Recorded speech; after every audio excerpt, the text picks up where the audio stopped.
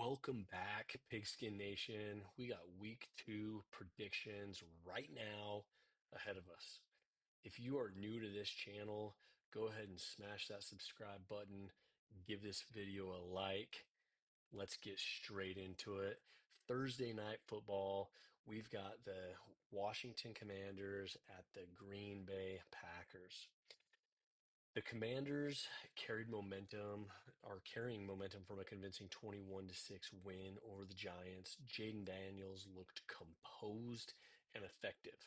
The Commanders are historically strong against the spread, including as underdogs and favorites, showing resilience in week one under pressure. Okay. The winning key factors for the Packers, they dominated the Lions 27-13, effectively countering blitzes and showcasing Jordan Love's poise, 136.3 passer rating. Come on now, under pressure. And a rock solid offensive line. Who we going with? We got to roll the dice with the Packers. They're on a hot streak right now after one win. Awesome. Up next, we got the Jacksonville Jaguars at the Cincinnati Bengals. Week one gave defensive morale a boost. Three takeaways and Hendrickson's pressure were pivotal for the Bengals. If the Bengals offense can find its rhythm, they can steal this one again.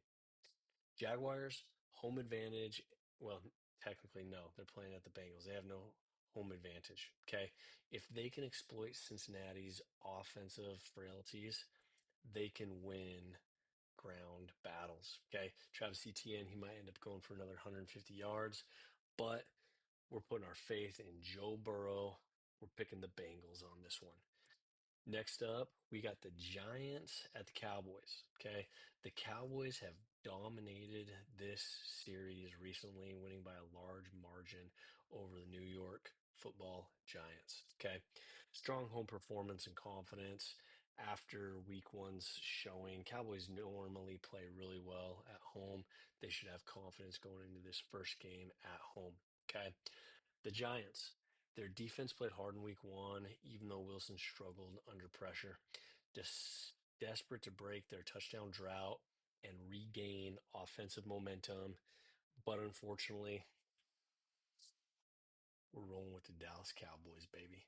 Let's go. Let's go. All right. Up next, we got the Chicago Bears at the Detroit Lions. Welcome home, Ben Johnson. Okay. The Bears, how do they win? Caleb Williams, he accounted for two touchdowns, one rushing, one passing in their loss to Minnesota. Chicago, they were leading 17-6 before their late collapse. Okay.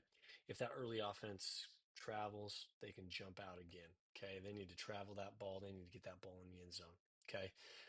Chicago, they did sack JJ McCarthy three times. Detroit, they just allowed four sacks and nine quarterback hits on Jared Goff. That offensive line needs to get a lot better. Otherwise, Jared Goff is going to go through the season pretty dang beat up. Okay. The Lions, though, they're going to get it done. Okay. Goff, he goes 31 of 39 for 225 yards, shows quick game, intact knowledge. The Bears just conceded 21 fourth quarter points on Monday Night Football. Detroit's going to crack down on this offense of the Chicago Bears. Detroit's going to get the dub. All right, we got the Los Angeles Rams at the Tennessee Titans. Okay. The Rams, Puka Nakua, this guy's a reliable weapon. Okay. BYU guy hauling in 10 catches for 100 and what, 50 yards, definitely over 130 yards. Okay. And he is key to winning this game. Okay. Tennessee's rookie quarterback, Cam Ward, struggled against Denver's fierce pass rush, creating an opportunity for the Rams defense to apply pressure again. Titans showed defensive grit with consistent pressure in week one, putting the Broncos on their heels. Playing at home isn't going to help them. No, it's not. Rams are going to take this dub. Patriots at the Dolphins. Okay. Each of these teams going 0-1. Miami's offense looked so shaky and just absolutely atrocious against the Colts. New England, they're going to be able to exploit that early season consistency issues that they've been having, however. Okay. we'll see. It's only been week one, right? There's not much to go off of, especially with these two teams. Dolphins, they do have a decent home crowd atmosphere, quick turnaround. It is a quick turnaround for them from week one, but Dolphins aren't going to get it done. Okay, Tua, he went out. Zach Wilson had to replace him. That's not gonna get it done. Vrabel, he's going into Miami. He's taking this win. The Niners at the Saints. Okay. Saints, home field energy, familiarity with New Orleans and their conditions in that Superdome. Okay. If they can control the line of scrimmage and the tempo, they can frustrate San Francisco's rhythm. However, I do think Brock Purdy's going to play. I think Christian McCaffrey's going to have another good game. I think Spencer Rattler is going to do terrible once again.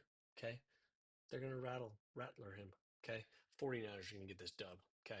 We got the Bills at the Jets. Okay. The Bills barely edged out the Ravens 41-40 in a high scoring shootout. Okay. Landing Josh Allen among week one's top performers. The Jets, they're playing again, MetLife Stadium.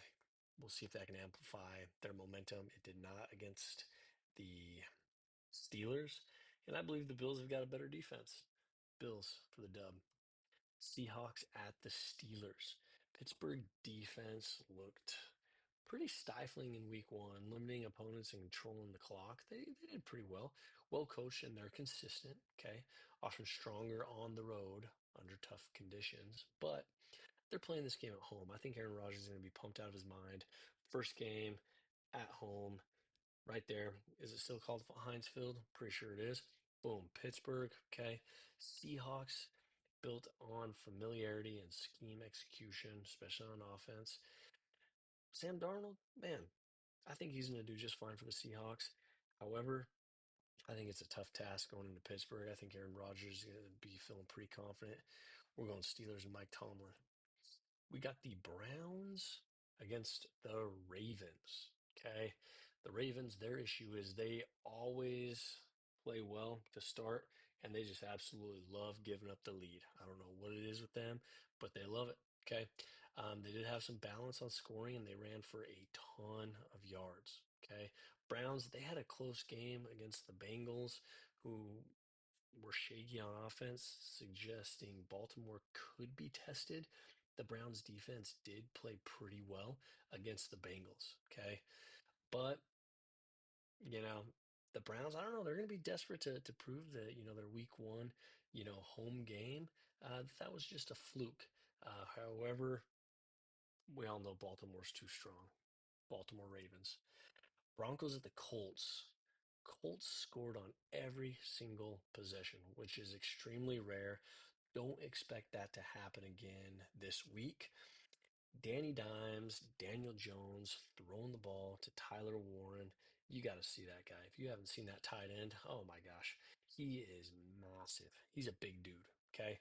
Broncos, they got experience and their defensive schemes might disrupt Indy's offense a little bit, keep them out of flow. Bo Nix, I think he's going to play better and better as the season goes on. But man, we're going to ride the Colts. The Colts are hot. I don't think Danny Dimes is going to be taken down right now. I got the Colts winning. Carolina at Arizona. This is another dud of a game. Okay. I guess we can rely in Arizona, Kyler Murray giving the rock, throwing the rock, that is, to Marvin Harrison Jr. Awesome. Cool. Give me the cards. Eagles at the Chiefs. This is going to be a massive game, okay? Although upset by the Chargers in week one, the Chiefs do remain a championship caliber team with veteran leadership and a high ceiling. I don't know if I'm buying into that narrative. They'll be motivated by, losing in Sao Paulo and, not starting the season off 1-0. They're going to want to win there at Arrowhead. Okay. Eagles, man, they got a gritty win over the Cowboys 24-20 in that first game at Lincoln Financial Field in Philadelphia. They are ranked number 2 going into this this, week two in the power rankings. Um, they run the rock really, really well. Their defense seems to be playing well. This is a really, really close one. Okay, at Arrowhead, these Chiefs are going to be filling themselves, but for not for too long because the Eagles are going to put them down. Okay, Eagles are going to fly high in this game. Right here, check it out. We got the Falcons at the Vikings. Sunday night football, second week in a row. Minnesota gets a prime time game. JJ McCarthy, he led a tremendous 3 touchdown effort in the fourth quarter, one rushing, two passing, one of those to Justin Jefferson. He's feeling it. They got momentum. They're rolling. They're in Minnesota. First home game of the season. That crowd's going to be out of their minds. You got the Falcons. Michael Penix Jr., he performed pretty well in week one. He threw for 298 passing yards, showcasing that offense does have some skill. Okay. Drake London, I believe he's going to play. He's nursing that shoulder injury this week. But honestly, the Falcons to start winning games, they need their run game to improve. Bijan Robinson, like give that guy the ball. Let that guy run. Okay. Kirk Cousins, he's going to be pumped out of his mind riding the pine tar there at Minnesota where he used to play ball. We got the Vikings, baby. All right. Buccaneers at the Texans. As you know, the Texans were my big upset of last week that was supposed to happen. Unfortunately, it didn't. I got confidence in these Houston Texans. I got confidence in D'Amico Ryan. I got confidence in CJ Stroud. Okay. Emeka Egbuka. Okay. He was amazing. He had 2 touchdowns for the Buccaneers in week one, game winner. Okay. Baker Mayfield showed really great composure in that tight game. But Texans, they got that home field advantage and it's high stakes. They got to win this game. We're going Texans to win. Okay. That's one of the Monday Night Football games. The second Monday Night Football game that I am just pumped out of my mind for Chargers at the Raiders. I think Justin Herbert, he might be one of my favorite players that I'm going to be looking and watching this season. He was spectacular. He threw for 318 yards and 3 touchdowns, sealed that win, clutch 3rd and 14 run as well. That was just absolutely amazing. Keenan Allen, Quentin Johnson, they're going to be on fire. They're going to be running all over these Raiders backfield, I think. Raiders, though, hey, they were the underdog week one. I believe they're the underdog in this game, and they're going to be hungry to showcase at home what they can do. Okay. We'll see what happens. Could they exploit an overconfidence or, unsustainable performance slumps from the Chargers? We'll see. Are the Chargers overconfident? I don't think so. I think they got a good thing going. Okay. We're going Chargers. Boom. That's what's going to happen. Okay. There's the predictions for week two. I went 13-3 last week. Throw your predictions in the comments below. Give me a subscribe. Give me a like on that video. Tell me who you think is going to be a good game. Tell me who you think is your upset of the week. Tell me who you think's your lock of the week. Who hands down is absolutely going to win no matter what. Okay. I want to say the Niners, but I don't know. I'm always going to pick whoever's playing the Saints. I think they're just going to be terrible this year. But drop that in the comments below. Okay. Pigskin Nation, let's get ready for week two of the NFL season.